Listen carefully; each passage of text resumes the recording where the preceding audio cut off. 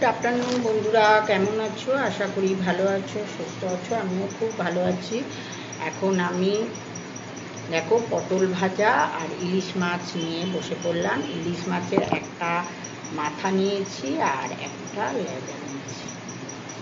এই দিয়ে আজকে লাঞ্চ করে নিচ্ছি।